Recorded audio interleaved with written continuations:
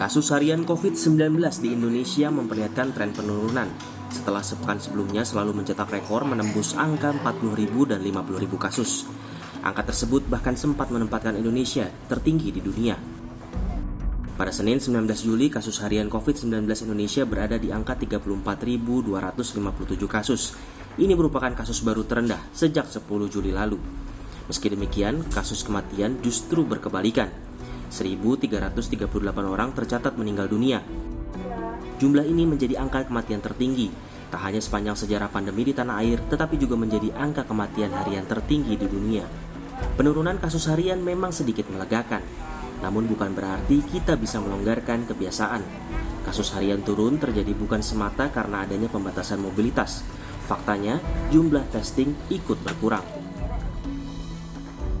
Kementerian Kesehatan mencatat 16 Juli 179.216 orang yang dites ditemukan 54.000 kasus positif. 17 Juli dari 188.551 orang yang dites ditemukan 51.952 kasus positif. Dan 19 Juli kasus harian memang turun menjadi 34.257. Namun jumlah orang yang dites terendah dalam 2 pekan, yakni hanya 127.461. Kasus harian memang menurun, namun efek dari pembatasan mobilitas warga selama PPKM darurat sejatinya belum bisa terlihat sekarang. Oleh karena itu, Presiden meminta kepala daerah untuk tidak terlena melihat penurunan ini. Sebagai tindak pencegahan di lapangan, Presiden meminta kepala daerah menyiapkan lokasi isolasi terpusat bahkan hingga ke tingkat desa.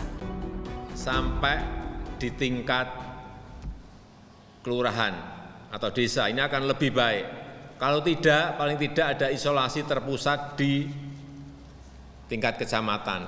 Terutama ini untuk kawasan-kawasan yang padat, utamanya di kota-kota. Ini harus ada.